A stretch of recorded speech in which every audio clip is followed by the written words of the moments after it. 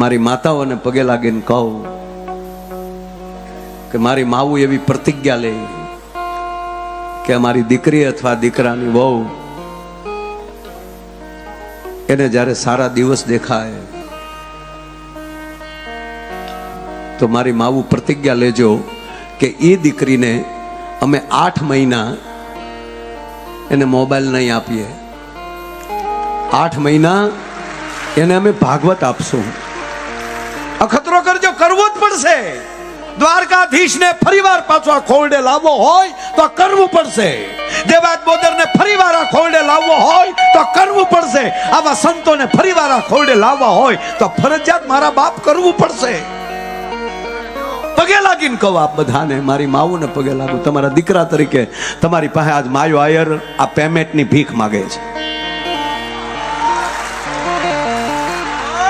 કે 8 મહિના ઈ દીકરીને કહેજે કે લે બેટા આ ભાગવતમાં જ મારી દીકરી લે રામાયણ વાંચ. જ્યારે એને સમય મળે, સતતની વાત નથી. પાછા તમે એમ ઊભી થામાં વાંચ માયો ભાઈ બોલ એમ નહીં. જ્યારે ફ્રી થાય 8 મહિના માટે કોઈ પ્રક્રિયા નહીં. મને યાદ છે બાપુ, હું નાનો હતો, મારા મોટા ભાઈના લગ્ન થયા. અમે 9 ભારું, બધાય ભારુંથી નાનો છું. અને અમારો હામતું એના પેટમાં, અને 2-3 બૈરા હારે એ કઈક દાંત કાઢતા હતા, કઈક ખીખી ખીખી થતું હતું. મારા માં જોઈ ગયા અને આવીને ગગલાવીને એટલું કીધું, હું હી હા હા કરશો, તારા પેટમાં સંતાન છે, એની તો આબરૂ રાખ, ખોટી વાતો ન કરવી. એના કાનમાં બિલકુલ ખોટું ન સાંભળે, બસ સમય મળે ભાગવત સાંભળે. અને એક બીજી પ્રાર્થના કે સવારે જાગીને નાઈ ધોઈને 2 મિનિટ તમારા મંદિરિયામાં દ્વારકાધીશને દીવો કરીને સવારમાં બેસી અને દીકરીને બાજુમાં બેસાડી અને આંખો બંધ કરી અને દ્વારકાધીશને પ્રાર્થના કરજો, હે દ્વારકાધીશ, અમારા ઘરે એક નવો જીવ આવી રહ્યો છે. અમે દ્વારકાધીશ તને પ્રાર્થના કરીએ કે ઉત્તમ આત્માને અમારી ઘરે મોકલજે, દિવ્ય આત્માને અમારી ઘરે મોકલજે. આ 8 મહિના પ્રાર્થના કરો અને 8 મહિના એ દીકરી ભાગવત કે રામાયણના પાઠ કરે. એ દીકરો 6 મહિનાનો થાય અને અણહારું ન દેખાડવા મળે તો માયો આયર ગાવાનું બંધ કરી દે. ભલામણ ફરજિયાત છે ગર્ભ સંસ્કાર. આ પકોડાનો સમય આલે છે, આ મોબાઈલનો સમય આલે છે, આ ભેળપુરીનો સમય ચાલે છે. એ સમયની અંદર તમારી આવનારી પેઢીને ફરીવાર આવી કથા કરવી હોય ને તો એ ફરજિયાત રાખજો, જેથી કરીને આવા ઉત્સવ આ આપણા બાપ દાદા કંઈક કર્યું છે એટલે યાદ આવ્યું છે, એટલે આજ 1 લાખ આયરો બેઠા છે, એટલે આનંદ આવે છે. અને દુનિયા કંઈક જુદી દિશામાં જઈ રહી છે. બાબુ કેવી ઘટના હશે મહાભારતનું યુદ્ધ. હવે સાંભળજો વાત, હવે ચાલુ કરું છું. મહાભારતનું યુદ્ધ અને ભગવાન દ્વારકાધીશ અને અર્જુન છે એ થોડાક દૂર વયા ગયા. એનો બરોબર મોકો જઈને કૌરવોએ 7 કોઠાના યુદ્ધની રચના કરી. ધર્મરાજ યુધિષ્ઠિર નીચે નેણ ઢાળીને બેઠા છે કે આબરૂનો સવાલ છે. મારે કેવું છે યુવાનોને કે ભારત વર્ષનો છેલ્લો યુવાન આપણી બેન સુભદ્રાનો દીકરો અર્જુન નંદન 21 વર્ષના અભિમન્યુએ મૂછનો દોરો ફૂટેલો તો બાપુ. અને ધર્મરાજ યુધિષ્ઠિર પાસે આવીને કીધું, દાદા કેમ નિમાણા છો, કે દીકરા શું કરું? અને તેથી 21 વર્ષના દીકરાએ કીધું કે પાંડવોની આબરૂ જવા દઉં તો મારી માં સુભદ્રાનું ધાવણ લાજે. ચિંતા ન કરતા દાદા, 7 કોઠાના યુદ્ધમાં હું ઉતરીશ.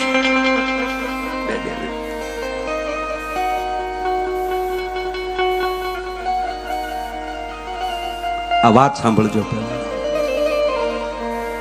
કારણ કે અમુક વાતે અમુક દિવસે નીકળતી હોય છે.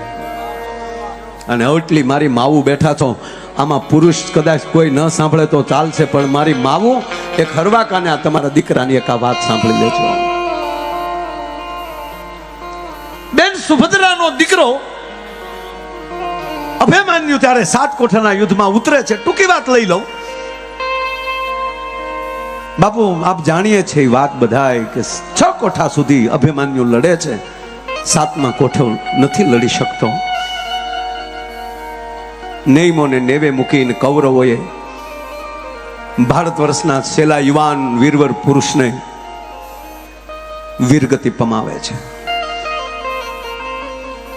અભિમન્યુનું શબ, અભિમન્યુનું શરીર ઘરે આવે છે. બાપુ સુભદ્રા કાંડા પછાડી પછાડી રડે છે. અભિમન્યુ જાગો બેટા, અભિમન્યુ જાગ દીકરા.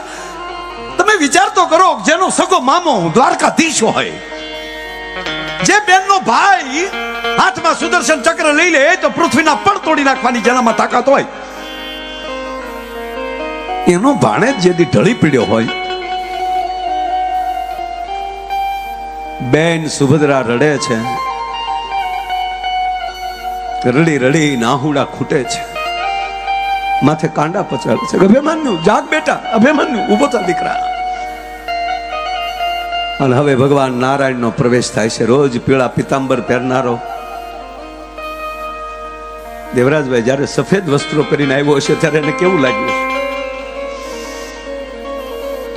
ધોળો ખેસ ડોકમાં રહી ગયો છે.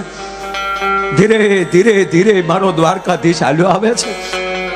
અને બેન સુભદ્રા જોઈ ગઈ, ગડગડતી દોડ દીધી. ગોવિંદ, ગોપાલ, બધ ભરી ગઈ.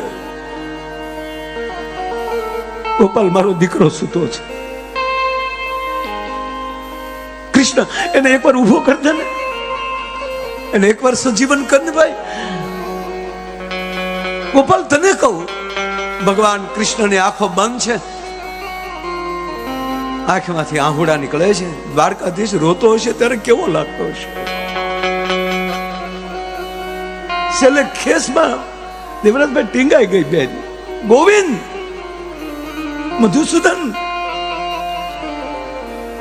એ નંદકિશોર, તને કહું છું, મારા દીકરાને એકવાર સજીવન કર. તને કહું ગોપાલ, તને કહું કૃષ્ણ, તને કહું. ધીરે ધીરે ધીરે દ્વારકાધીશ આંખો ખોલે છે. સુભદ્રા, સાવધાન સુભદ્રા. આવા વીરવર પુરુષના મૃત્યુ પાછળ રુદન, એના મૃત્યુનું અપમાન છે. રડીશ નહીં, સાવધાન. સાવધાન કેમ થાવ ભાઈ? કૌરવોએ નિયમોને નેવે મૂકીને મારા દીકરાને માર્યો છે. મારો દીકરો નિહથ્થો હતો, મારો દીકરો નિરથ્થો હતો. રથ ઉપર મારો અભિમન્યુ નહોતો, મારા અભિમન્યુના હાથમાં હથિયાર નહોતું. કપટ કરીને મારા દીકરાને માર્યો છે.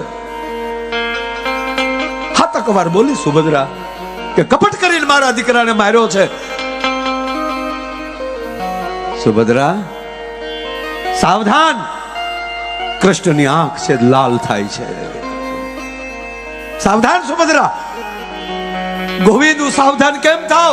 મારો દીકરો એકલો જ મારો દીકરો છે. હું ઓતરાને કેમ મોઢું દેખાડીશ? કારણ કે ઓતરાનું પેટમાં આનું સંતાન છે. એના દીકરાએ મારા અભિમન્યુનું મોઢું નથી જોયું. એ પહેલા મારો જવાન જોધ વયો જાય. હું કેમ સાવધાન થાવ? એક વાત કહું સુભદ્રા, કે ને ગોપાલ, તું ક્યારને કે છો કૌરવોએ માર્યો, કૌરવોએ માર્યો. એને કોણે માર્યો કહું તને? સાંભળજો મિત્રો, કોણે માર્યો કહું? કહો ગોપાલ, કોણે માર્યો આને? તે ગોવિંદ, તે માર્યો બેન આને. ગોપાલ, આવું ન બોલો, ન બોલું શું કરું? સુભદ્રા, અસ્તિત્વ બોલતું હોય ને ત્યારે સાંભળી લેવું.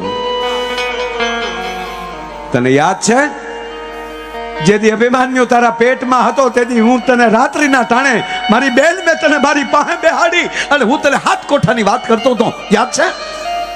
હા યાદ છે ને ભાઈ. તેથી 6 કોઠાની તે વાત સાંભળી અને 7મા કોઠાની વાત મેં ચાલુ કરીને તને નીંદર આવી ગઈ. તને મારી વાતમાં રસ નહોતો. હા ગોપાલ, મને યાદ છે.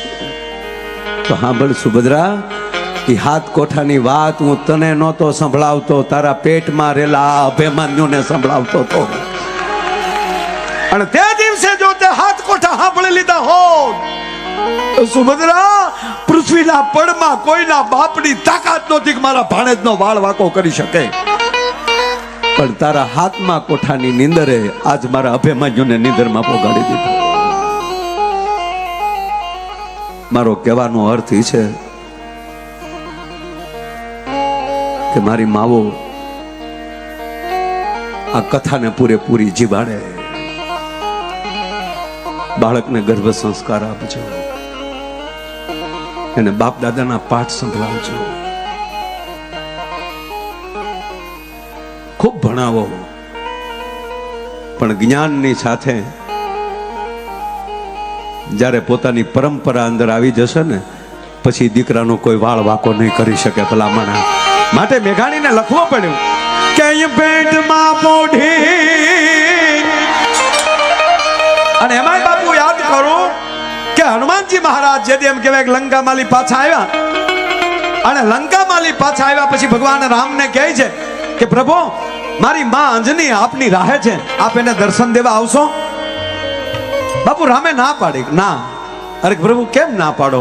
તાકે સાંભળ હનુમાન, તારી જેવા અગ્નિના ગોળા જેવા દીકરાને જેને જન્મ આપ્યો હોય ને એ જનેતાને દર્શન દેવાના ન હોય, એ જનેતાના દર્શન તો અમારે કરવાના હોય. સાંભળી લેજો, પરમાત્માને દર્શન કરવા આવવાનું મન થાય એવા સંતાનો જણજો. અને પછી પરિચય કરાવે છે હનુમાનજી કે માં આ અમારા પ્રભુ રામ છે, આ લક્ષ્મણ છે. અને છેલ્લે કહે છે કે આ વૈદેહી જગદંબા જાનકી છે. હવે સાંભળજો માં કેવી હોય.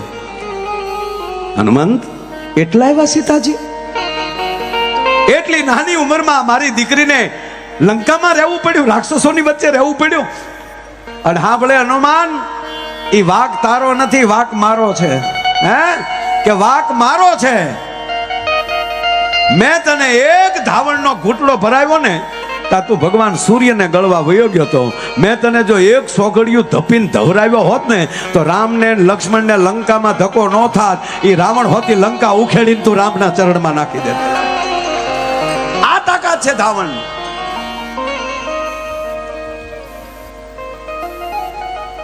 એટલે મેઘાણી યાદ આવે કે પેટમાં પોઢી. બાપુ હમણાં એક હોસ્પિટલમાં બાળક જન્મ્યો ને તો જન્મતા વેત બોલ્યો. હવે જે વસ્તુ જ્યારે સારી લાગતી હોય ત્યારે લાગે. આજે જો આ કથા છે ને અહીંયા બેઠા અને 15 દી પછી અહીંયા મંડપે ન હોય ને અમે પાછા કલાકારો અહીંયા આવીને બોલવા મળીએ પેટમાં પોઢી, તો આખી આ ભૂમિ વાતો મળે કરવા માયા આયરનું સટકી ગયું. જે વસ્તુ જ્યારે સારી લાગતી હોય ત્યારે લાગે. જન્મતા વેત બાળક રડે તો જ રૂડું લાગે, નકર હાસ્ય સારું જ છે. પણ જન્મતા વેત હસ્ય હોય તો હું એનું ગામ મૂકીને વયો જાય, કોણ આવ્યો ભૂતના પેટનું. પણ આ એક બાળક બાપુ રડ્યું નહીં, હસ્યું નહીં, બોલ્યો. ડોક્ટરે જે આમ પકડીને આમ ગરમ પાણીથી સાફ કરતા હતા, તા તો મારો દીકરો આટી મારીને હાથ ઉપર બેસી ગયો. પધાર્યા ભેગ્યું. ડોક્ટર આમ ભય તો લાગ્યો ડોક્ટર, પણ ડોક્ટર દેવરાજ આમ હામું જોયું તો ડોક્ટર હામું બોલ્યો ઝુકેગા નહીં છાલા. તા તો ડોક્ટરના હાથમાંથી મુકાઈ ગયો. તા તો પડ્યો પણ મીંદડી જેવો મારો દીકરો સીધો પડ્યો. નર્સ તેડવા ગઈ ને તા નર્સ હામો બોલ્યો બ્રાન્ડ હે બ્રાન્ડ. આખી હોસ્પિટલ ગોથું ખાઈ ગયા કે જન્મતા વેત બોલે નહીં, બોલ્યો તો ભલે બોલ્યો, સીધો પુષ્પાનો ડાયલોગ કેમ બોલ્યો. એ સંશોધન કર્યું ત્યારે જાણવા મળ્યું કે આ પેટમાં હતો તે દીની માએ 45 વાર પુષ્પા જોયું તો સાહેબ. માટે પેટમાં પોઢીને હા ભલેલી શિવે રામ લક્ષ્મણની વાત.